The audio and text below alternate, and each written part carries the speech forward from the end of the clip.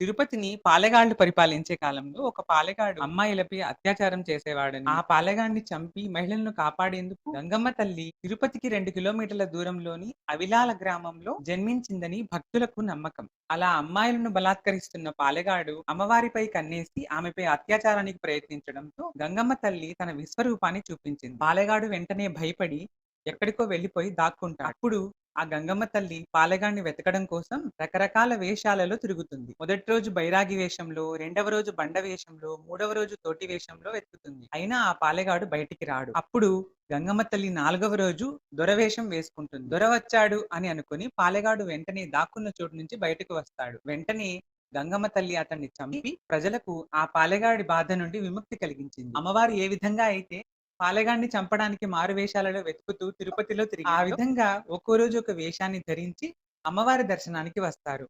తాతయ్యగుంట గంగమ్మ జాతరలో ఆలయ ప్రాంగణంలోని ఇలా భక్తితో పొంగళ్ళు వండి భక్తులు కుటుంబ సభ్యులతో సహా అమ్మవారికి ఇలా పొంగలి పరమాన్నాలను నివేదన చేసి దీపాలు వెలిగించి పసుపు కుంకుమలు చీర సారే సమర్పించి అమ్మవారి ఆశీర్వాదాలు కోరుకుంటారు. పసుపు కుంకుమ వేపాకులతో అలంకరించబడిన కుండను ఆ కుండలో కర్పూరాన్ని వెలిగించి అమ్మవారి గుడి చుట్టూ 3 సార్లు ప్రదక్షిణగా తిరిగిన తరువాత ఒక చోటికి వెళ్లి ఆ కుండను తమకు దిష్టి తీయించుకొని అక్కడ పగలగొట్టేస్తారు.